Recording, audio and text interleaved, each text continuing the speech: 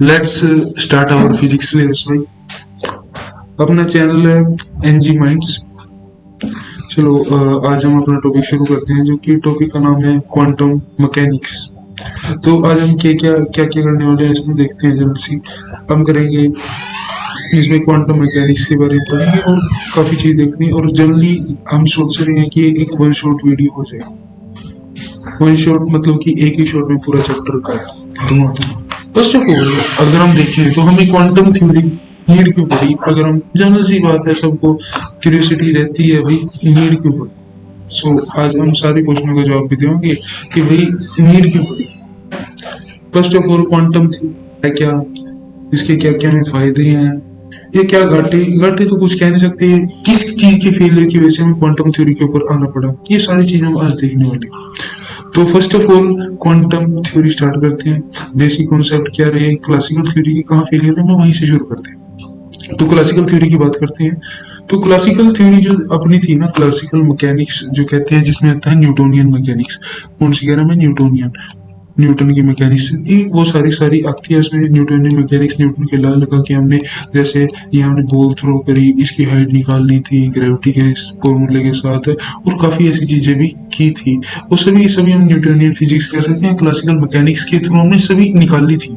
ठीक है, तो हम देखते हैं, सोचते हैं अगर यार सब कुछ तो उसी चीज से हो रहा था, फिर हमें नीड ही क्यों पड़ी। तो हमारे पास आता है कॉन्सेप्ट, आता है photo electric effect. Photo electric effect, ठीक है। फोटो इलेक्ट्रिक इफेक्ट जो आया, एक कॉन्सेप्ट अच्छा था फोटो इलेक्ट्रिक इफेक्ट। अब हम सोचेंगे यार फोटो इलेक्ट्रिक इफेक्ट का हम यूज कहाँ करते हैं डेली लाइफ में। तो डेली लाइफ में पहले फोटो इलेक्ट्रिक इफेक्ट के बारे में देख लेते हैं होता क्या। तो फोटो इलेक्ट्रिक इफेक्ट क्या है, मान लिया कि मेरे पास यस यहाँ से, तो जैसे ही है मेरे पास एक मेटल सरफेस है, अच्छा सा मेटल सरफेस मान लिया मेरे पास, इसमें काफी सारे इलेक्ट्रॉन होंगे। तो मैं क्या करता हूँ, यहाँ से मेरे पास लाइट आती है, ऐसे एक वेव की फॉर्म में होती है लाइट, आप सब मानते होंगे। तो ये यहाँ टकराती है भैया, और ये यहाँ से निकल के ऐसे जाता है, एक इलेक्ट्रॉन भी निकालता है। इसे कहते हैं फोटो इलेक्ट्रिक इफेक्ट। अगर हम फोटो इलेक्ट्रिक इफेक्ट की डेफिनेशन भी जाते हैं, तो what is photo electric effect, हम जनरल सा डिफाइन करते हैं, चलो लिखते हैं। तो photo electric effect is defined as कैसे कि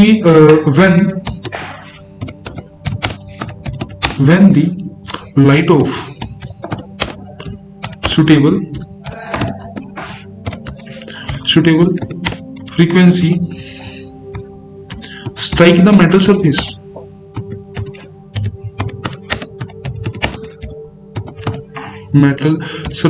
तो उस सरफेस द पार्टिकल, ये कह सकते हैं इलेक्ट्रॉन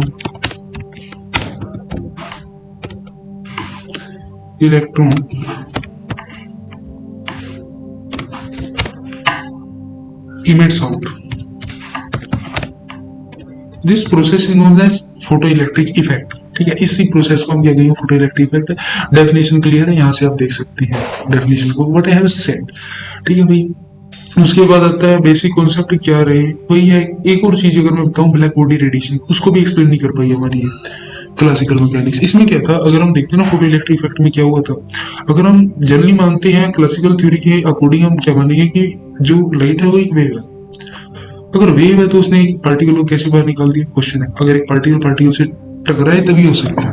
तो इसका कॉन्सेप्ट है कुछ, मैंने आपको हिंट दे दिया कि देखते हैं, क्योंकि इसके बारे में प्रॉपर डिस्कशन होगा। तो ब्लैक बॉडी रेडिएशन क्या है, मान लिया एक ब्लैक बॉडी है। ब्लैक बॉडी की डिफाइन क्या है वो अगर हम देखें, तो ब्लैक बॉडी की भी मैं डिफाइन लिखता हूँ। ब्लैक बॉडी, हाँ चलो, black body is defined as the body which can absorb every wavelength wave और रेडिएशन। जनरली हम वेव की जगह रेडिएशन ही वर्ड यूज करेंगे, रेडिएशन। ठीक है, जो हर तरीके की रेडिएशन को एब्सॉर्ब कर पाएगी। And when It is it emit out all type of wavelength radiation which it absorb at the time of absorption. तो हमारे पास जनरली कोई भी परफेक्टली ब्लैक बॉडी नहीं होती है। अगर मैं हिंदी में डिफाइन करूँ ना इसको, तो हर ब्लैक बॉडी वो है जो हर तरीके की रेडिएशन को, कोई भी वेवलेंथ तो कह सकते हैं वेवलेंथ पे डिपेंडेंसी ही नहीं है, कोई भी वेवलेंथ तो सभी को एब्जॉर्ब करेगी, जो हर तरीके की वेवलेंथ को एब्जॉर्ब करेगी। और जब हम उसको हीट करेंगे ना तो उससे हर तरीके की वेवलेंथ निकल जाएगी, वो है हमारी ब्लैक बॉडी।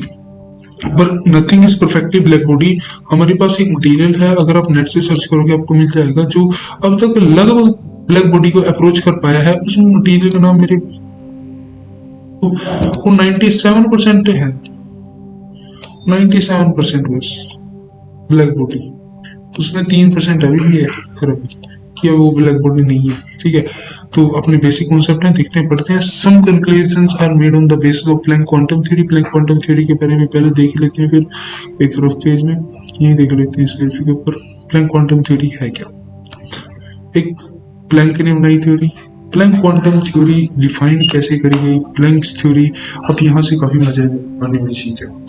तो अगर हम देखते हैं, हम मानते हैं क्या है कि एनर्जी फ्लो करती है continuously, energy flow continuously, Planck quantum theory. तो हमारा मेन कॉन्सेप्ट होता क्या है, हम क्या मानते हैं कि एनर्जी क्या होती है, जनरली कंटिन्यूसली फ्लो होती है, कि वो कंटिन्यूसली फ्लो चली जैसी चल, पर ऐसा नहीं होता। प्लैंक ने क्या कहा कि इट डज नॉट हैपन, होता ही नहीं ऐसा है। एनर्जी पैकेट्स की फॉर्म में होगी, एनर्जी क्या होगी, पैकेट्स की फॉर्म में होगी। जैसे ये एक पैकेट है एनर्जी का, तो पैकेट है वो एक पैकेट की फॉर्म में होगी, वो कंटिन्यूसली फ्लो नहीं होगी, वो डिस्क्रीट फॉर्म में होगी। प्लैंक ने यही बात कही है कि वो पैकेट्स की फॉर्म में होगी। और उसने काफी और बातें भी कही हैं, जैसे कि उसने हमें फॉर्मूला दिया E is equal to H nu, किसके लिए, एनर्जी फाइंड करने के लिए, अगर हमारे पास वेवलेंथ है, समझिए। तो एच न्यू, यार न्यू क्या होगा, न्यू हमारी फ्रीक्वेंसी है, एच क्या है, प्लैंक कांस्टेंट। प्लैंक कांस्टेंट की वैल्यू क्या होती है, I will write, that is 6.636 636 into 10 raised to power minus 34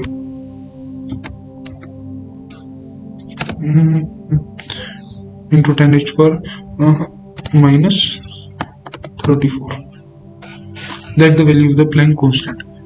इसके बाद अगर हम देखते हैं प्लैंक कांस्टेंट की वैल्यू पता चलेगी, हमें प्लैंक ने बता दिया कि भाई एनर्जी कंटिन्यूसली तो फ्लो कर नहीं रही, वो डिस्क्रीट फॉर्म में फ्लो करती है, पैकेट्स की फॉर्म में फ्लो करती है। क्रिस्टी आती है, यार इन पैकेट्स को क्या बोल सकते हैं, तो जनरली इन पैकेट्स को बोला जाता है क्वांटा। क्या बोला जाता है, quanta. In case of light तो इनको हम फोटोन बोल देते हैं। फोटोन का तो नाम सबने सुना होगा, फोटोन भी ये करती है वो करती है, एरे वगैरह सुना ही होगा।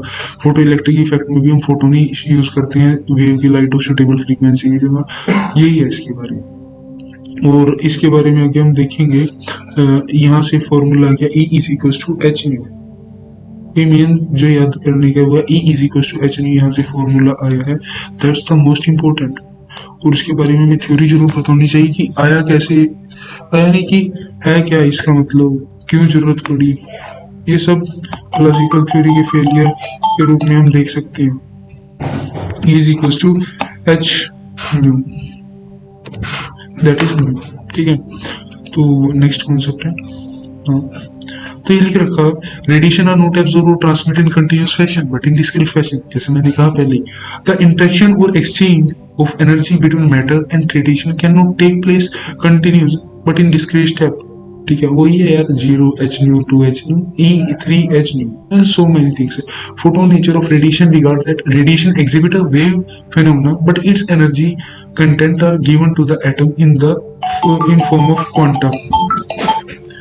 Existence of photon। अब फोटोन की एग्जिस्टेंस की बात करेंगे हम, इसकी ज्यादातर जो बात है ना, इसके बारे में हम पढ़ेंगे आगे, डी ब्रोगली के कॉन्सेप्ट से निकालेंगे कि क्या कुछ है, नहीं वो इलेक्ट्रॉन की निकाल लेंगे, इलेक्ट्रॉन होगा, इलेक्ट्रॉन क्यों नहीं एग्जिस्ट करता न्यूक्लियस में, और प्रोटॉन ही क्यों एग्जिस्ट करता है ये भी निकाल लेंगे, न्यूट्रॉन ही क्यों एग्जिस्ट करता है ये भी निकाल लेंगे आगे। ये लिख रखा है एग्जिस्टेंस ऑफ फोटोन, फोटोन की एग्जिस्टेंस कैसे है, जस्ट लाइक इलेक्ट्रॉन, इसलिए लिख रखा होगा experimentally like electron having charge and mass in the same way for photon having Planck constant h and velocity c, they may change their energy but then they adjust their frequency to their new energy content so that each photon remain like their complete unit। Simple सी definition है, एक बार पढ़ लेनी चाहिए।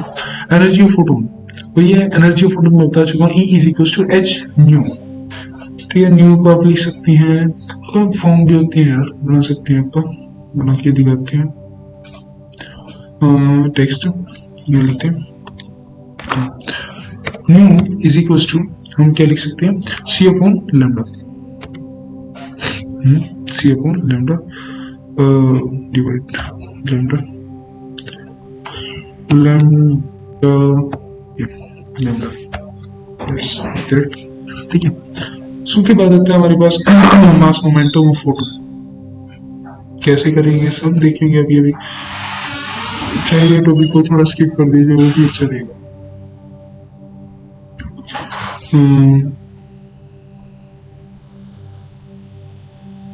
अब Planck constant की बात करते हैं, प्लैंक क्वांटम थ्योरी को पूरी कर लेते हैं, उसके बाद देखेंगे टॉपिक बीच में।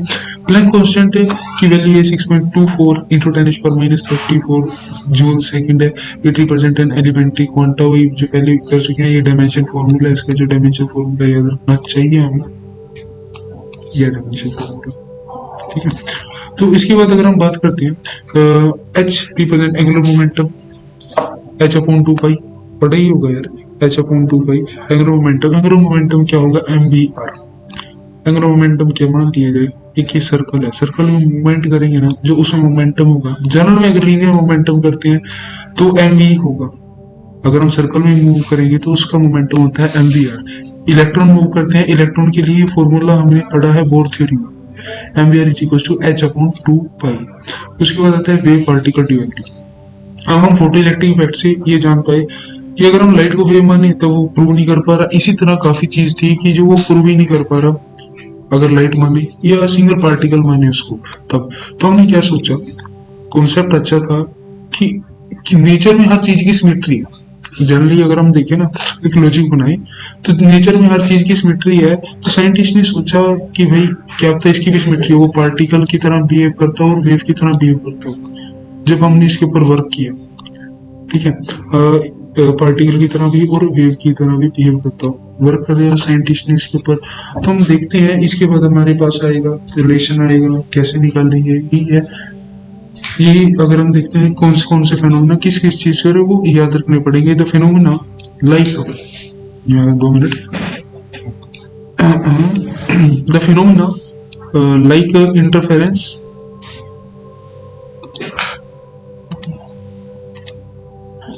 द फेनोमेना लाइक इंटरफेरेंस हो गया जैसे, या फोटो इलेक्ट्रिक इफेक्ट हो गया एंड कॉम्पटन इफेक्ट हो गया, ये सारे पार्टिकल नेचर से, और इंटरफेरेंस, डिफ्रैक्शन और पोलराइजेशन ये हम वेव नेचर से ही एक्सप्लेन कर पाएंगे लाइट की, ठीक है।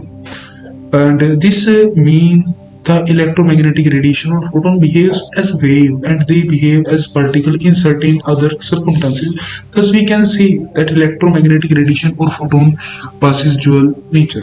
तो हम यहाँ से कंक्लूजन निकाल पाए कि वो ड्यूल नेचर है। तो इसके बाद आता है डी ब्रोगली वेवलेंथ, अगर हम इसी से रिलेट करके पढ़ना चाहिए तो अच्छा रहेगा टॉपिक। तो हम करते हैं, डी ब्रोगली क्या कहते हैं कि हमारे पास अगर हम प्लैंक कांस्टेंट, प्लैंक क्वांटम की थ्योरी उठाएं तो वहां से एनर्जी आएगी हमारे पास E is equal to H new.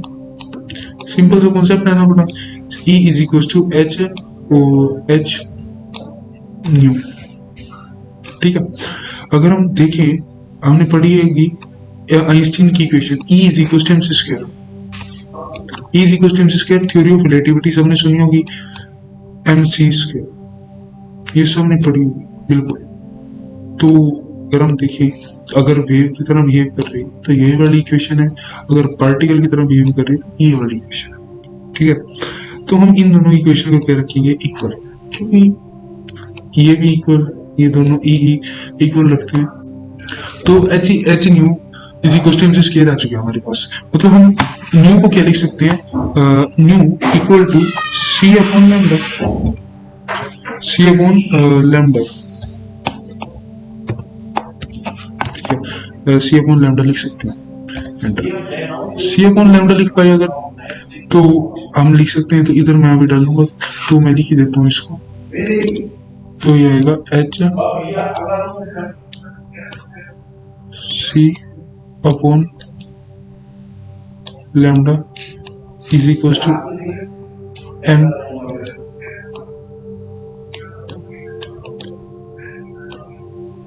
M C square.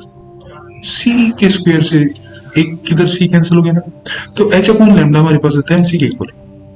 ये सी, ये हमारे पास होगी जैसे लाइट वेव होगी, लाइट वेव जिसकी रोशनी लाइट की है, जैसे कि सी इक्वल टू क्या होता है 3×10⁸। बट जनरल अगर कोई वेव होगी इसकी वेलोसिटी उससे कम होगी, इसकी वेलोसिटी अगर हम वी मान लेते हैं तो यहाँ क्या आएगा, सी की जगह वी रिप्लेस कर सकते हैं। तो यहाँ क्या लिखेंगे हम, M V is equal to H upon lambda. क्या लिखेंगे, M V is equal to H upon lambda. तो यहाँ हमने पढ़ा ही होगा कि मोमेंटम क्या है, मोमेंटम पी जो है मोमेंटम है एम वी के इक्वल होता है। ठीक है, तो मोमेंटम पी है, तो यहां से हम लिख पाएंगे P is equal to H upon lambda. Clear है भाई, क्लियर कट बात है। ये फॉर्मूला हमें पूरी क्वांटम मैकेनिक्स में हेल्प करने वाला है, क्वांटम फिजिक्स कह सकते हैं, पूरी हेल्प करने वाला है। तो ये हमें मेमोराइज करना चाहिए। कैसे है, डेरिवेशन भी इसकी सिंपल है, कर सकते हैं कि एनर्जी के कॉन्सेप्ट में एक प्लैंक का कॉन्सेप्ट उठा लिया, एक आइंस्टीन का कॉन्सेप्ट उठा लिया, उन दोनों को इक्वल रखा, फिर उधर से इक्वेशन लेके आए, मोमेंटम इक्वेशन उठ करी, यहाँ से हो सकता है। ठीक है, उसके बाद आता है कॉम्पटन इफेक्ट। कॉम्पटन इफेक्ट था क्या, इसमें फाइंड आउट हमें करना क्या है। देखो, using the principle of quantum ये सीधा डायरेक्ट दे रखे हैं, थ्योरी पार्ट दिया नहीं लगता, 2 minute I have to check. Okay, derivation ऐसे मैं करता हूँ। तो इसमें क्या है, मैं ये दे दूंगा डायग्राम एक्सप्लेन कर रहे। तो ओके, जूम आउट। देखो, जैसे कोई पार्टिकल है, मान लिया हमने कोई फोटोन लेके आए हैं, फोटोन ही मान लिया, फोटोन चल रहा, फोटोन आए, ठीक है, ये स्ट्राइक करता है किसी इलेक्ट्रॉन को। क्या है ये, इलेक्ट्रॉन पार्टिकल है, उसको स्ट्राइक करता है। तो इलेक्ट्रॉन पार्टिकल को स्ट्राइक किया, ये इलेक्ट्रॉन पार्टिकल था, वेव आ रही, तो ये दोनों के दोनों इलेक्ट्रॉन पार्टिकल भी अब मूवमेंट में जाएगा। ठीक है, और जो फोटोन था वो तो मूवमेंट में था ही, तो फोटोन भी जाएगा ऐसे, ये जा रहा फोटोन इधर, ये इधर इलेक्ट्रॉन की मूवमेंट भी हो जाएगी। तो इसके दौरान क्या होगा, इसकी जो वेवलेंथ है लैम्डा है उसमें चेंज आ जाएगा। किसके, फोटोन के, फोटोन की वेवलेंथ में चेंज आएगा। वो वेवलेंथ हम क्या कहते हैं, उसको कहते हैं हम वेवलेंथ शिफ्ट कहते हैं, वो निकालना है हमें इसके थ्रू। ये जनरल सा कॉन्सेप्ट है कि उसकी वेवलेंथ में चेंज आ जाएगा अगर स्ट्राइक करेंगे। ठीक है, तो हम कैसे निकाल लेंगे, तो हम ये कोलिजन जो है ना, ये वाला कोलिजन यहाँ पे हो रहा है, इसको मैं क्या मानूंगा, दिस इज इलास्टिक कोलिजन। कैसा है कोलिजन, इलास्टिक है भाई। इलास्टिक कोलिजन हमने पढ़ा था 11th क्लास में, आई रिमेम्बर 11th क्लास में होता था। तो उसमें इलास्टिक कोलिजन का क्या कुछ कॉन्सेप्ट था, आप देखते हैं। इलास्टिक कोलिजन है तो principle of conservation of energy तो हमेशा लगने ही वाला है, principle of conservation of momentum भी अब लग जाएगा। Principle of conservation of energy लग चुका है, principle of conservation of momentum ही लगेगा। Principle of conservation of energy क्या कहता है कि जो एनर्जी सिस्टम की कोई काम होने से पहले थी ना, वही बाद में होगी। मतलब कि बिफोर कोलिजन और आफ्टर कोलिजन हमारी एनर्जी सेम है। पूरे सिस्टम की बात करेंगे, सिस्टम क्या इंक्लूड करेगा, फोटोन और इलेक्ट्रॉन को। ठीक है, इसी तरह हम बात करेंगे मोमेंटम की भी। मोमेंटम की भी बिफोर कोलिजन और आफ्टर कोलिजन मोमेंटम दोनों का सेम रहेगा। वो दो कॉन्सेप्ट हमें यूज करनी है। आसान है डेरिवेशन, पर थोड़ी मैथमेटिकली लंबी है, चेक करेंगे। देखो, कॉम्पटन इफेक्ट बिफोर कोलिजन और आफ्टर कोलिजन। अगर हम देखते हैं ये डायग्राम में, अगर हम मेंशन करें, बिफोर कोलिजन हमारे पास फोटोन ही मूवमेंट भी था, इस वजह से उसके पास ही मोमेंटम थी, उसके पास एनर्जी थी, एनर्जी उसके पास थी एच न्यू, और मोमेंटम था उसके पास H C upon lambda. Momentum H, कोई दिक्कत नहीं, टी मोमेंटम था, ये मोमेंटम हमने लिख रखा। ठीक है, उसके इलेक्ट्रॉन से स्ट्राइक करता है, किसी एंगल 5 पे हो जाता है, ऐसे एंगल 5। तो ये एंगल थीटा है, इसके ऊपर जाता है, हो गया इतना। तो फोटोन, ये इसकी क्या रही होगी, इनिशियल कंडीशन में 0 रही होगी। ठीक है, तो हम वेक्टर को क्या करेंगे, ये वेक्टर को दो पार्ट में डिवाइड कर सकते हैं, हम करेंगे अभी। सही है, तो इतना हो गया बिफोर कोलिजन की हमें प्रॉपर कंडीशन पता चल चुकी है। लिख लेंगे एक साइड में, इंपॉर्टेंट रहेगा, अच्छा रहेगा अगर हम लिख लेते हैं तो। उसके बाद हमारे पास है क्या चीज, आफ्टर कोलिजन की बात करेंगे ना, तो आफ्टर कोलिजन कुछ ऐसा सीन बनेगा कि ये कुछ एंगल पे डिफ्लेक्ट हो चुका है, इसकी एनर्जी कुछ अलग है और इसकी एनर्जी कुछ अलग है, पर हमें लेनी है कंबाइन। पर अगर हम देखें तो ये कुछ ना कुछ एंगल पे है, अभी ये कोई ना कोई वेक्टर बन गया, वेक्टर की तरह याद आ रहा है कुछ, तो हम इनको वेक्टर को दो पार्ट में डिवाइड करते थे, याद होगा आपके। रिजोल्व करना, वेक्टर को रिजोल्व कर देंगे, रिजोल्व करना कहते हैं इसको वेक्टर रिजोल्यूशन। तो मैं दो पार्ट में हर एक वेक्टर को रिजोल्व कर दूं, कैसे, इसको अगर मैं रिजोल्व करूं तो ऐसे हो जाएगा, ये वेक्टर है ना, एक कंपोनेंट इसका अलोंग हॉरिजॉन्टल अलोंग वर्टिकल आ जाएगा, एक वर्टिकल के अलोंग, एक हॉरिजॉन्टल के अलोंग। हॉरिजॉन्टल के दोनों की एडिशन होगी हमारे पास इसके इक्वल आ जाएगी, और जो वर्टिकल वाली कंपोनेंट होगी वो आपस में इक्वल आ जाएंगे।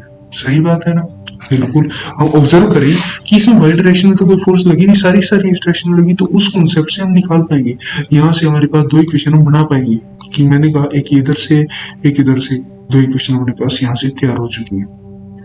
अगर एनर्जी की बात करें, इसी तरह मोमेंटम से भी हम दो इक्वेशन यहाँ से निकाल पाएंगे। ठीक है, हम साइड बाय साइड लिखते चलेंगे, कैसे करेंगे, तो यहाँ पर वो एंगल मैटर करता है, cos theta sin theta components में डिवाइड होगा तब। ठीक है, तो आफ्टर कोलिजन बिफोर कोलिजन के अगर हम देखें, ये दे रखा देखो, बिफोर कोलिजन क्या रहा, energy of incident photon h new थी, एनर्जी ऑफ फोटोन कोई उसकी अपनी एनर्जी क्या थी, m0 c square, momentum of photon थी h न्यू, और मोमेंटम ऑफ इलेक्ट्रॉन क्या था 0। सही है, मोमेंटम तो कोई था ही नहीं इसके पास। अब आफ्टर कोलिजन की बात करते हैं, आफ्टर कोलिजन कंडीशंस ये अप्लाइड हो जाएंगी, energy of scattered photon h new था, क्या था भैया, h न्यू था। उसके बाद एनर्जी ऑफ रिकॉइल क्या होगी, mc square, momentum of scattered photon h new dash, ध्यान से देखो न्यू डैश है, चेंज हो चुकी है, momentum of electron m nu. तो energy of system before collision ये थी, और आफ्टर कोलिजन टोटल एनर्जी ये है।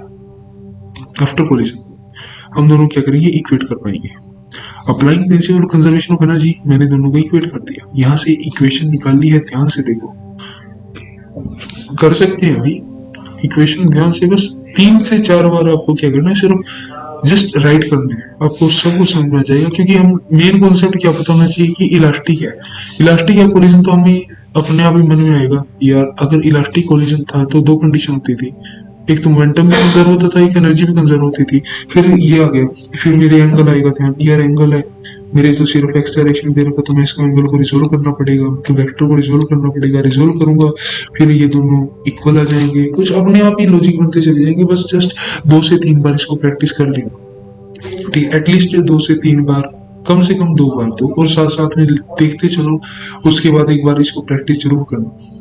ठीक, applying principle conservation of energy हो गया। यहाँ से हम क्या निकालना, हमने ये निकालना एक्स एक्सिस क्या लो, ये आ गया, मैंने कहा था एक्स एक्सिस के लोग भैया क्या चलने वाला है, यही चलेगा। ठीक है, U M V cos theta H nu minus H nu dash cos five, तो यहाँ से क्या आएगा, कोस वाला कंपोनेंट इसके अलोंग आएगा, और जो वर्टिकल कंपोनेंट है साइन वाले कंपोनेंट ये वर्टिकल पे जाएंगे, वर्टिकल पे साइन वाले कंपोनेंट जाने वाले हैं, और जो हॉरिजॉन्टल एक्सिस है अपनी उसके पास कोस वाले कंपोनेंट जाने वाले, ये बात ध्यान रखनी चाहिए। यहाँ से इक्वेशन आ गई है, इक्वेशन आ चुकी है, हम देख लेंगे। ठीक है, ये भी आ गई, ये भी तीन इक्वेशन आ चुकी है। हमने क्या किया, देखो ध्यान से, एमसीवी कॉमन है भैया, अगर दोनों का स्क्वायर कर दिया जाए, दोनों का स्क्वायर करके ऐड करें तो हमारे पास क्या बनेगा, इस साइड तो एम स्क्वायर बी स्क्वायर सी स्क्वायर रह जाएगा, क्योंकि sine square cos square theta, sine square plus cos square theta क्या होता है 1, तो उससे इधर तो ये रह जाएगा M square B square plus C into C square, फिर इसका और इसका स्क्वायर करके ऐड करना है। ध्यान से देखेंगे, बड़ा अच्छा क्वेश्चन है। अगर पार्ट ये देखें तो ये आ गया, एडिशन की सिंपल, बिल्कुल सिंपल, जितना सिंपल हो सके उतना, ये हो गया। फिर फर्दर ये अगर हम रिजोल्व करें या इसको सोल्व करें, आ गया, यहाँ तक हम कंक्लूजन में पहुंच सकते हैं। तो उसके बाद यहाँ देखा जाए m² c की पावर 4, ओके, एम नोट सी स्क्वायर एच न्यू डैश ये आ जाएगा। फिर हम क्या करेंगे, 7th और 8th इक्वेशन जो आपका लेंगे ना, उनको क्या कर देंगे, सब्ट्रैक्ट कर देंगे। सब्ट्रैक्शन के बाद ये आने वाला। फिर हमें ये भी कि ये कहाँ से आया, ये भी हम आइंस्टीन की रिलेटिविटी थ्योरी से निकाल पाते हैं कि रिलेशन ऐसा होता है मास का, अगर स्पीड ऑफ लाइट से ज्यादा हो तब, स्पीड ऑफ लाइट से ज्यादा हो तब पॉसिबल है नहीं कि 1 से ज्यादा आएगा। तो स्पीड ऑफ लाइट से हमेशा किसी वेव की स्पीड कम रहती है। तो यहाँ से हम क्या होता है कि मास चेंज होने लगता है, तब कंडीशन है ये। यहाँ से हम ये भी निकाल पाएंगे। तो सिंपल ही आके डेरिवेशन देख के कर सकते हैं, इसको कंपेयर करेंगे। ये हमने लिख ही रखा है, इसी वजह से प्रोवाइड कर रखी है चीज। यहाँ से होगा, उसके बाद यहाँ आएगा अपना कॉन्सेप्ट। अलग अलग करेंगे, हमको क्या पता है वो यहाँ पुट करेंगे। लैम्डा सी अपॉन क्या होगा, लैम्डा पुट किया, ये चीज पुट हो चुकी है। आगे ना इसमें हम डेल्टा लैम्डा लिख पाएंगे। क्या लिख पाएंगे, delta lambda H upon M naught C 1 minus cos phi आ चुका है, और delta lambda is equal to H upon M naught C 1 minus cos phi आ चुका है। कंक्लूजन क्या रहा इसका, पूरी इक्वेशंस का हम क्या निकाल पाए, क्या नहीं निकाल पाए, वो देख लेते हैं। जब फाई की वैल्यू होगी 90 डिग्री, मतलब कि वो राइट एंगल पे निकल जाएगी। जब हमारे पास के फोटोन, स्कैटर्ड फोटोन, तो उस टाइम क्या होगा, इसकी जो शिफ्ट आएगी ना, वो आएगा एच अपॉन एम नोट सी शिफ्ट। ठीक है, जब हम बात करेंगे हमारे पास 0 पे निकलेगी, तो हमारे पास क्या होगा, शिफ्ट 0 आएगा। मतलब कि वो ऐसे आ रहा था और ऐसे ही निकल गया। पहली कंडीशन क्या थी, ऐसे आ रहा था वो ऐसे निकल गया। डिफरेंस है ना दोनों में, यही तो इसमें। तो अब वो expression so that p is greater than p dash and lambda dash is greater than lambda. The change in wavelength called Compton effect, and this is independent of frequency और wavelength of incident photon. But depend किसकी पे करता है, scattering angle पे depend करता है भाई। ये सबसे मेन लाइन है, ये ध्यान रखना, depend only on scattering angle. As scattering angle of phi increase होगा, cos phi डिक्रीज होगा, and for phi pi by 2 cos phi equal to 0। ये हमने लिख ही रखा है, just read out. It may be calculated from the photoelectric and Compton effect that photoelectric is a quantum of electromagnetic energy. It is also true that light exhibited interference phenomena, which only be possible by the wave nature of electromagnetic radiation. Radiation exhibit dual nature. Thus, either the wave or particle nature of the light to explain experimental phenomena as it situated. De Broglie हम कर चुके हैं, देखो वही है कि हम पीछे कर गए थे जहाँ हमने ड्यूअलिटी पढ़ा था, यहाँ थोड़ा अलग पुट कर रखा। तो इसमें अगर हम पढ़े डी ब्रोगली की हाइपोथेसिस क्या थी, ये नेचर में ड्यूअलिटी है, मटेरियल में भी ड्यूअलिटी है, उसके पास पार्टिकल नेचर है, उसके पास वेव नेचर भी है, दोनों नेचर है। तो उससे हम ये निकाल पाएंगे आगे इक्वेशन, जिसमें एच क्या है, प्लैंक कांस्टेंट है, एम बी हमारा मोमेंटम होता है, लैम्डा क्या होती है, wavelength. The velocity of material particle having mass, the wave associated with material particle in motion are known as matter wave, de Broglie waves. तो क्या derivation आती है? हाँ, photon considered to behave like a particle of mass m and moving with the speed of light c. Then its energy E is given by the Einstein mass equation. ये आगे ना वही है जो मैं कह रहा था पहले। देखो कंपैरिजन करेंगे दोनों का, ये देखो कंपैरिजन करेंगे, हम कर चुके हैं चीज पहले, जस्ट मेमोराइज कर लेंगे हम। तो ये क्या किया था, ये चीज ऐसे है, ध्यान से इक्वल। फिर हमने याद हो हम सी अपॉन लैम्डा यहाँ पुट कर चुके थे, याद करो, सी अपॉन लैम्डा पुट किया था, इस तरीके से कर दिया, सी अपॉन लैम्डा, सी से सी कैंसिल कर दिया था, फिर हमने मोमेंटम पुट कर दिया था। वही है ये चीज, अल्टीमेट वही निकलने वाला है। अब हम इस इक्वेशन के काफी सारे डेरिवेटिव बना पाते हैं, कैसे बना पाते हैं वो भी देखते हैं। हाँ, हम लिख पाएंगे जैसे कि अगर आपको पता हो काइनेटिक एनर्जी, क्या तो पता ही है काइनेटिक एनर्जी, ठीक है, काइनेटिक एनर्जी किसकी इक्वल होती है, P square upon 2m। Formula निकाल के दिखाना पड़ेगा, दिखाते हैं। पी स्क्वायर अपॉन 2m कैसे आया, सोचो, ध्यान से सोचो। कैसे आया होगा? जनरल से में अगर देखते हैं आया कैसे हुआ? काइनेटिक एनर्जी अपने पास किसकी इक्वल होती है? सबको एक बात पता है कि काइनेटिक एनर्जी होती है हाफ एम वी स्क्वायर। भाई यार ये 9th क्लास में पढ़ा था ना, याद करा। हाफ एम वी स्क्वायर पढ़ लिया भाई। मैंने क्या सोचा यार, अगर मैं मास से ऊपर भी मल्टीप्लाई कर दूं और नीचे भी मल्टीप्लाई कर दूं, किया मैंने कुछ इंटरेस्टिंग बना के देखते हैं। मैंने ये बात सोच के ऊपर और नीचे मल्टीप्लाई किया, ऊपर होना एम स्क्वायर बी स्क्वायर, और मेरे पास मोमेंटम क्या था? P is equal to M B के इक्वल। तो ऊपर क्या बन गया हमारे पास? बी स्क्वायर, नीचे क्या गया? 2m। सही बात है, बिल्कुल करेक्ट, बिल्कुल सही बात है। क्या गया? Kinetic energy. अगर हम मोमेंटम की यहां से वैल्यू निकालें, ध्यान से मोमेंटम की वैल्यू निकाल लो, सिर्फ p की वैल्यू निकाल रहा हूं। p is equals to root of 2m, 2 minute, I will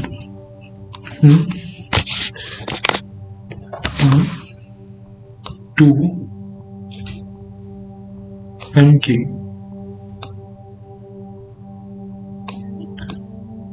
ठीक है भैया जी, 2m क्या क्या रूट में ये चीज है। अब हम यहाँ ही पुट कर सकते हैं। अब जितनी भी तरीके से हम काइनेटिक एनर्जी को एक्सप्रेस कर सकते हैं ना, सभी इसमें लग जाएंगे। जैसे कि काइनेटिक एनर्जी को अगर हम टेम्परेचर के साथ देखें, अगर मोनोएटॉमिक पार्टिकल होते थे, हमने पढ़ा था, ये भी 11th क्लास का कॉन्सेप्ट है, आई थिंक चैप्टर नंबर 8 या 9 था, यूनिट थी शायद यार, 3/2, ठीक है, KT टेम्परेचर के साथ ही होता था हमारा KT।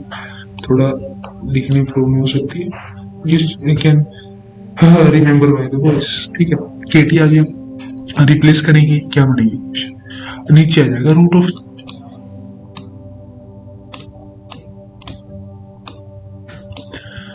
आ जाएगा, मैं बताता हूँ अभी, रूट ऑफ आ जाएगा 2m के, ये क्या एंटर, जस्ट ये आ गया, ये आ गया ना, हाँ, नीचे आ जाएगा h पर divide by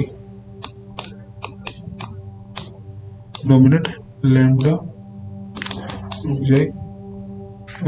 I have to do lambda h, okay, that is h upon आ जाएगा। इसी तरीके से अगर हम निकालें, और भी क्या हो सकता है? एनर्जी की वेरियस फॉर्म्स है हमारे पास।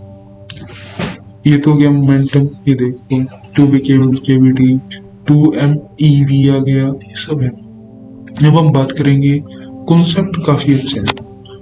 हमने सोचना है ग्रुप वेलोसिटी और फेस वेलोसिटी के बारे में। ग्रुप वेलोसिटी है क्या? फेस वेलोसिटी है क्या? ग्रुप वेलोसिटी के बारे में पढ़ते हैं, डिफाइन क्या है इसकी पहले वो कर लेते हैं। The group velocity is defined as the velocity with which a slowly varying envelope और packet due to group of wave travel in a medium. Group से क्लियर है, एक पूरा ग्रुप मूव करेगा। वे एक पैकेट, जो हमने प्लैंक क्वांटम की थ्योरी के अकॉर्डिंग हमने पढ़ा कि एनर्जी जो होती है वो पैकेट्स की फॉर्म में होती है। जो पैकेट्स की पूरी ग्रुप मूव करेगी ना, तो उसको हम ग्रुप वेलोसिटी कहेंगे। अगर हम देखें यार, हमें कहाँ से आया होगा कि ग्रुप, एक ग्रुप भी मूव करेगा, इनका कहाँ से कॉन्सेप्ट लगा होगा? हम कुछ इक्वेशन यूज करेंगे, प्रूव भी कर सकते हैं इस चीज को। देखते हैं, हमको एक कॉन्सेप्ट पता होना चाहिए कि जो हमेशा हमारी लाइट की स्पीड होती है ना, जनरली भी कह सकते हैं, मोस्टली का 99.99% चांस है कि ये कंडीशन हो कि always velocity smaller than c, ठीक है। बट एक आधा केस हो तो एक्सेप्शनल है, उससे अलग ही बात कर रहे हैं, ठीक है। तो c is equal to mc square है, ये बात ध्यान होनी चाहिए। और c से कभी ज्यादा नहीं होगी वैल्यू किसी भी वेलोसिटी की, ये भी बात ध्यान होनी चाहिए। बस m is equal to mc square, यहाँ से हमने न्यू की वैल्यू निकाल ली है। Velocity of propagation of wave क्या होगी वो हमें पता होता है, क्या होता है? New into lambda. ये न्यू इंटू लैम्डा होती है। न्यू की वैल्यू मैं यहाँ से पुट कर दूंगा, और लैम्डा की वैल्यू है h अपॉन p, p की वैल्यू क्या आती है mv, वो पुट कर दूंगा। वहां से मेरे पास निकल आएगा सी स्क्वेयर अपॉन वी। क्या आएगा? सी स्क्वेयर अपॉन वी निकल के आ जाता है। सी स्क्वेयर अपॉन वी आता है, मेरे पास यू क्या है? एक वेलोसिटी है। मैं उस वेव, या कह सकते हैं मैं उस पैकेट की एनर्जी, पैकेट की क्या निकाल रहा अपनी तरफ से, तो ये जो पैकेट मूव कर रहा था, तो यहाँ आ गया U into V is equal to C square. तभी पॉसिबल है अगर दोनों की वेलोसिटी सी से ज्यादा हो या फिर सी हो, पर ऐसा पॉसिबल नहीं है। तभी हम कहते हैं कि पूरा ग्रुप मूव कर रहा है। यहाँ से हमारा एक कॉन्सेप्ट आता है कि कहीं ना कहीं ग्रुप एग्जिस्ट कर रहा होगा, कोई इंडिविजुअल नहीं मूव कर रहा होगा। यहाँ से एक और चीज अगर हम दिमाग में सोचें तो एक पूरा वेव कह सकते हैं, या देखें तो एक ग्रुप की वेलोसिटी ज्यादा होगी हमेशा एक फेज वेलोसिटी से। ये थोड़ा आगे आएगा, ये कॉन्सेप्ट आने वाले आगे, ये भी दिखाया जाएगा। मैं देखता हूँ जिस स्लाइड में लिख रखा है इसके बारे में। I will check out. Phase velocity यहाँ पर नहीं है, हाँ फेज वेलोसिटी फॉर्म्ड। चलो ये थोड़ी देर में आएगा, कॉन्सेप्ट आने वाला है ये भी। तो हाइजेनबर्ग अनसर्टेनिटी प्रिंसिपल हम इसके पहले अभी कर देते हैं, कोई दिक्कत वाली बात ही नहीं। हाइजेनबर्ग अनसर्टेनिटी प्रिंसिपल क्या? हाइजेनबर्ग ने क्या कहा? कहता है हाइजेनबर्ग कि भाई तुम सब अभी तक खोज में लगे हो, अभी तक भी, कि हम इलेक्ट्रॉन को ढूंढे कैसे। हाइजेनबर्ग हमको आके शौक देता है। ये कहता है, वो कहता है कि हम इलेक्ट्रॉन को कभी फाइंड ही नहीं कर पाते, कर ही नहीं सकते। आप इक्वेशन भी देता है और उसकी इक्वेशन बिल्कुल सही भी प्रूव होती है, आप डिराइव भी करेंगे उसकी इक्वेशन को, तो it imply on microscopic bodies, वो तो हमें पता ही लग जाएगा माइक्रोस्कोपिक बॉडीज पे क्यों अप्लाई होता है। It is used to calculate the probability for where things are and how they will be. Uncertainty principle के बारे में बात करते हैं कि it says that we can not measure position and momentum of the particle simultaneously. मान लिया जाए, इसने क्या कहा कि हम पोजीशन की, मान लिया इलेक्ट्रॉन यहाँ है और उसका मोमेंटम अगर हमें पता हो, पोजीशन और मोमेंटम पता हो, तो हम उसकी एग्जैक्ट लोकेशन निकाल पाते हैं। पता है कि इस पोजीशन पे है, इसका मोमेंटम ये है, तो हम निकाल पाएंगे थोड़ी देर में इस पॉइंट पे होगा, उससे थोड़ी देर में इस पॉइंट पे होगा। तो हम क्या कर पाएंगे? इलेक्ट्रॉन को देख पाएंगे, देख तो कह नहीं सकते, पर उसकी लोकेशन फाइंड आउट कर पाएंगे कि है कहाँ वो, क्या कुछ उसका बिहेवियर, उसके काफी चीज निकल पाएगी अगर हम ये चीज निकाल पाए उसकी। पर ऐसा पॉसिबल नहीं है। ये हाइजेनबर्ग भी कहता है कि ऐसा पॉसिबल नहीं है। करेंगे क्या, एक्सपेरिमेंट भी देखते हैं इसके ऊपर कि अगर इलेक्ट्रॉन है, इसकी मुझे पोजीशन पता चल चुकी है, तो मुझे देखने के लिए इसके ऊपर कुछ ना कुछ फोटोन डालना पड़ेगा। तो उस फोटोन डालेगा एनर्जी गेन करके, एनर्जी गेन करके साफ मोमेंटम चेंज। तो इसी वजह से हम कहीं नहीं निकाल पाते। तो हम यहाँ लिखते हैं multiplying together the energies in measure पर पोजीशन एंड मोमेंटम। हम क्या करते हैं? डेल्टा एक्स हम रिप्रेजेंट क्या करता है?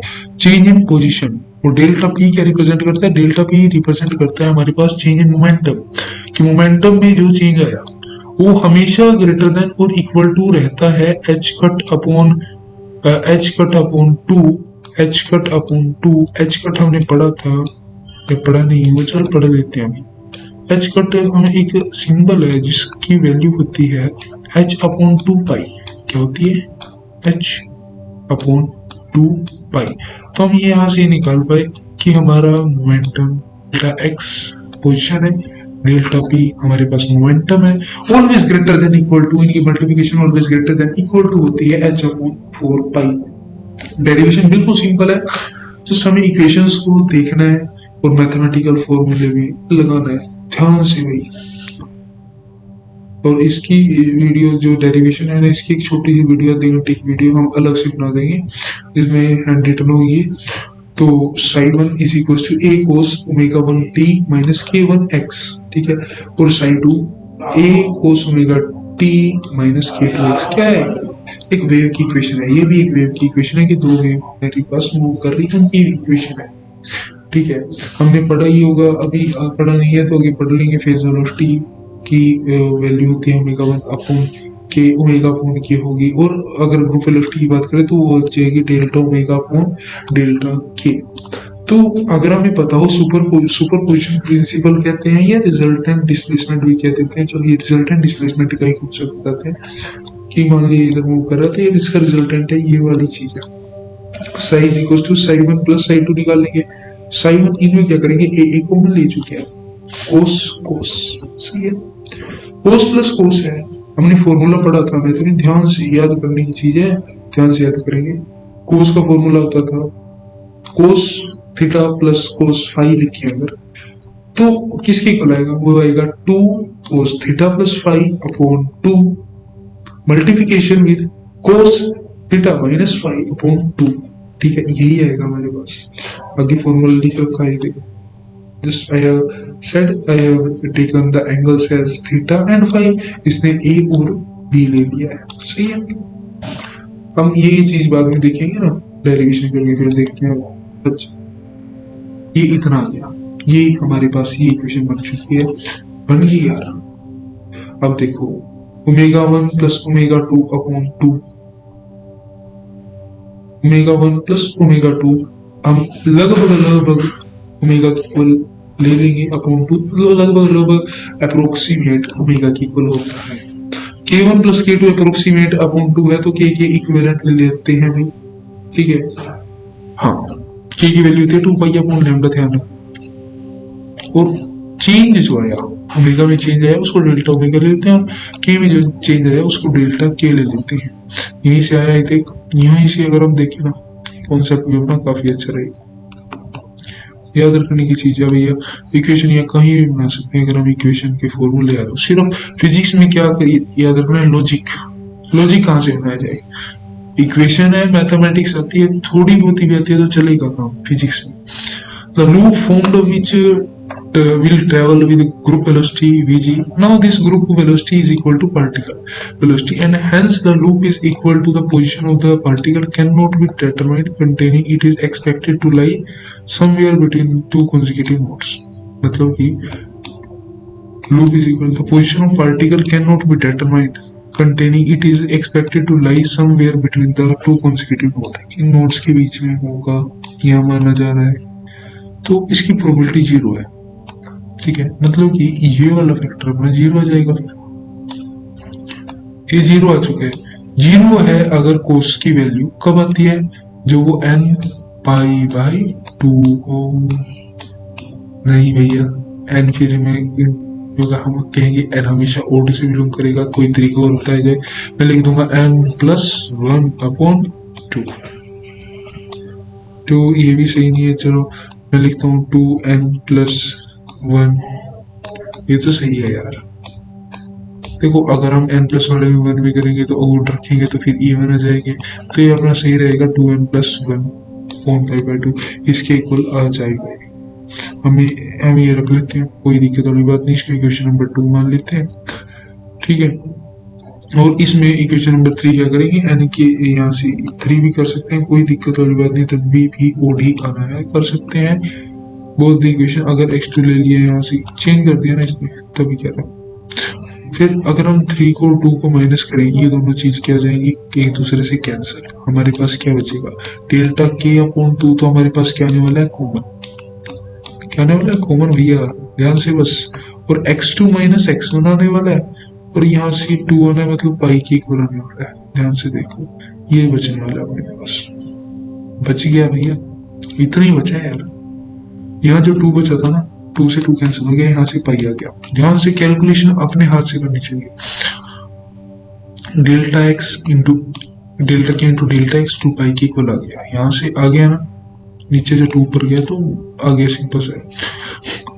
और हमें क्या पता है, h अपॉन पी लैम्डा की इक्वल है, कहाँ से है, याद करो, डी ब्रोगली वेवलेंथ हमने निकाली थी भैया, वही चीज है ये, याद से।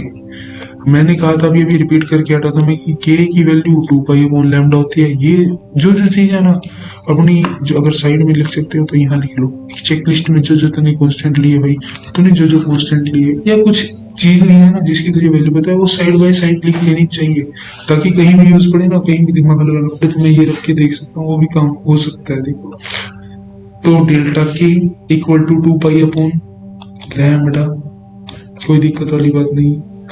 तो ये आ चुका है, लैम्डा की वैल्यू इसने यहाँ से पुट कर चुका है, ये h अपॉन पी, कोई दिक्कत वाली बात नहीं, h अपॉन पी पुट कर ली, ये डायरेक्ट ऊपर आ चुका है। डेल्टा लगाया तो मोमेंटम में चेंज आ चुका है, 2 पाई अपॉन h, ये आ चुकी है यहाँ से इक्वेशन, ठीक है, यहाँ से इतना आ चुका है, कोई दिक्कत वाली बात मेरे हिसाब से होनी नहीं चाहिए। यहाँ से 2 पाई अपॉन डेल्टा एक्स। इसमें भी मेरे हिसाब से कोई वो बात नहीं है, ये छोटी चीज है जो याद भी रखनी चाहिए। ठीक है, इतना हो गया। अगर हम कंपेयर करें दोनों इक्वेशन को तो ये इक्वल आ जाएंगे। फिर क्या होगा, डेल्टा एक्स पोजीशन है, डेल्टा के हमारे पास ये कांस्टेंट है, सही है ना। ये अपनी कोई दिक्कत वाली बात होनी नहीं चाहिए। डेल्टा एक्स में वो मान सकता हूँ ना चेंज इक्वेशन, डेल्टा मैंने यहाँ लगा दिया, लैम्डा की जगह मैंने लैम्डा मैंने लेंथ मानी थी, लैम्डा मैंने उसका डिस्टेंस मान लिया आपकी बार, कोई दिक्कत वाली बात हो गया। इक्वल यहाँ से equal H greater than H upon 4 कुछ एक्यूरेसी के लिए आ जाता है, कह सकते हैं एक्यूरेसी। यहाँ डेल्टा एक्स क्या है, error in position, error in momentum, delta भी, डेल्टा भी हमारे पास एरर इन वेलोसिटी होता है। ठीक है, यही अपना बिल्कुल सिंपल चीज है। Imagine a car moving, example दे रखा देखो, एक रोड पे चल रही है, exact place where the car is and you must pause time and mark the place. While you pause the time you can not know the speed, if you unpause the time you will know the speed of car and it is impossible to know the exact position of the car as it is changing। यही बात हमारे पास किसके साथ है, electron के साथ। तो कितना अच्छा एग्जांपल दे रखा, एक बार गहरे माइंड से सोचना चाहिए, इसको बैठ के सोचना चाहिए। अब सार्कोडिंजर वेव आती है, सार्कोडिंजर बंदा बहुत गजब, इसने हमें यार वो चीज, उस चीज की प्रोबेबिलिटी बता चुका है जो हमने किसी ने देखी तक नहीं यार। क्या है, इलेक्ट्रॉन, उसकी प्रोबेबिलिटी बता रहे भाई कि वो कहाँ मिलेगा। इसने इक्वेशन दे दी है भैया कि अगर इसको सोल्व करेंगे तो क्या ये साई है, इसको इसकी इक्वेशन सोल्व करेंगे, साई स्क्वायर क्या रिप्रेजेंट करता है, प्रोबेबिलिटी आ रहा है याद भी आना चाहिए, 11th क्लास में पढ़ा था। साई स्क्वायर कहीं कहीं आया होगा याद, Sai square probability of electron, चलो ध्यान से करते हैं। सार्कोडिंजर की भी हमारे पास दो इक्वेशन है, एक टाइम डिपेंडेंट इक्वेशन होती है, क्या आती है टाइम इंडिपेंडेंट इक्वेशन, बहुत बढ़िया है। सिर्फ हमें क्या पता होना चाहिए कि वेव है, वेव, उसके बाद का सारा लॉजिक है। देखो बिल्कुल सिंपल चीज है, आसान है बिल्कुल, just you have to concentrate, और एक दो बार प्रैक्टिस करनी पड़ती है हमें चीजें, और वो करनी चाहिए। It has already discuss that a material particle in motion is equivalent to a wave, यही है गाइडिंग वेव, वही है। देख सिंपल सी चीज है। एक लिए पहले हमने इक्वेशन लिखते हैं, सिंपल सी इक्वेशन है, psi equal to A E minus I होता है, ई टी माइनस ऑफ यहाँ होता है के एक्स अपॉन एच कट्स ले रखा है इसने, डायरेक्ट ये लिख सकते हैं पेपर में, यहीं से शुरू करनी है इक्वेशन, हमें याद रखनी पड़ेगी। ठीक है, पार्शियल डिफरेंशिएशन करते हैं अगर विद रिस्पेक्ट टू टाइम करते हैं, हमने क्या टाइम डिपेंडेंट निकालनी है तो हमने टाइम के रिस्पेक्ट में इसकी क्या कर देती है, डिफरेंशिएशन कर देते हैं, पार्शियल डिफरेंशिएशन करती ये आती है। पार्शियल डिफरेंशिएशन के बाद क्या हुआ होगा सोचते हैं, ई की पावर में है, पावर सामने आ जाती है तो माइनस ई आया होगा, आई आया होगा और आया होगा साथ में एच कट, वही आ चुका है सामने। अब हम कुछ और चीज देखेंगे, डबल डिफरेंशिएशन क्यों करेंगे, वो सभी चीज देखनी है क्यों करेंगे, मैं देखो आगे लिख रखा गया है डबल डिफरेंशिएशन कॉन्सेप्ट को टाइम के रिस्पेक्ट में कर चुके हैं, ई की आ चुकी है यहाँ, ये इसी को हम लिख पाएंगे ऐसे भी, लिख दिया ना, सेकंड इक्वेशन आ गई। Similarly partial differentiation equation number first की दोबारा से की गई है, फर्स्ट की पार्शियल डिफरेंशिएशन हुई थी ना, ये पूरा अगर हम याद करेंगे, मेरे पास सही था, ये नहीं सब्स्टिट्यूट कर दिया मैंने, सही है। तो यहाँ से आएगा P X I equals to I H cut square D psi D X. Classical mechanic theory के अकॉर्डिंग हम क्या मानते हैं कि एनर्जी जो होती है ना टोटल, भैया ध्यान से सुनने की चीज है, पी ब्रैकेट आनी चाहिए यार, चेंज मोमेंटम होता है ना, P X square upon 2m plus V, V यहाँ पोटेंशियल एनर्जी है और ये हमारे पास काइनेटिक एनर्जी है। पी स्क्वायर की वैल्यू निकालने वाला था ना मैं, पी स्क्वायर की ये एक्स ऐसे होनी चाहिए मेरे हिसाब से, ये आ गया। यहाँ से ई शाई से अगर हम होल इक्वेशन को मल्टीप्लाई करें तो ये आएगा E psi, substitute the value of E and P X, E की वैल्यू हम यहाँ से निकाल के लाए हैं, ये ई की वैल्यू मैंने यहाँ से निकाली थी, ये वैल्यू पुट कर देनी है मैंने, कहाँ पर पुट करनी है, इस इक्वेशन में ई शाई की जगह मैं वैल्यू पुट कर देता हूँ। ठीक कर दिए मैंने वैल्यू पुट। और पी एक्स जो निकालेंगे ना, पी एक्स यहाँ से निकाल पाएंगे हम। पी एक्स के लिए यहाँ से सब्स्टिट्यूट करेंगे।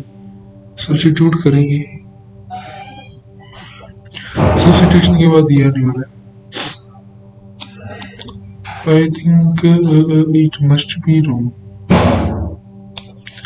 Okay, psi square psi upon D X square V psi. This time dependent Schrodinger wave equation only. I have to check it. Once I have to check, then I will tell you what about the equation what we have to do now.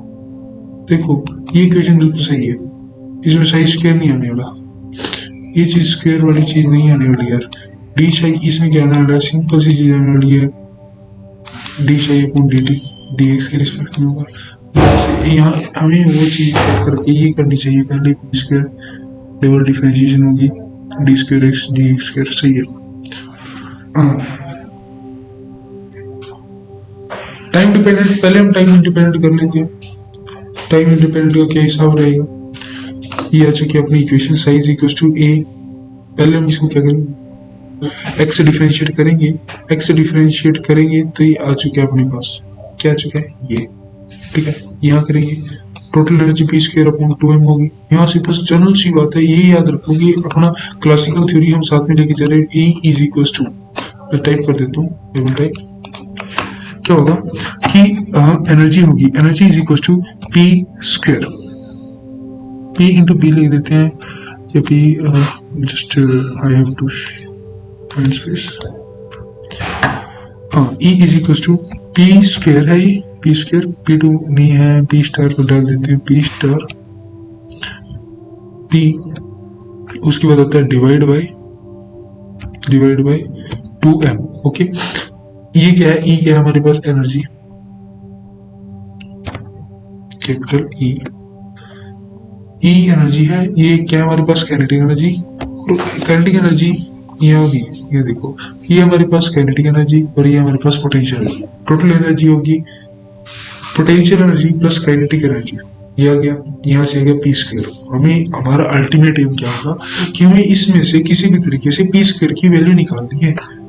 अगर हम देखें, एक बार हमारे पास P square आ चुका है, कैसे आया, एक बार डिफरेंशिएट करने के, अगर मैं दोबारा से इसको डिफरेंशिएट कर दूं, क्या कह रहा मैं, अगर मैं दोबारा से इस इक्वेशन को डिफरेंशिएट कर देता हूं तो मेरे पास पी स्क्वायर आ जाएगा। किया मैंने भाई, यहाँ से पी स्क्वायर अपॉन 2, ये भी, ये चीज बिल्कुल सिंपल है, समझने की है।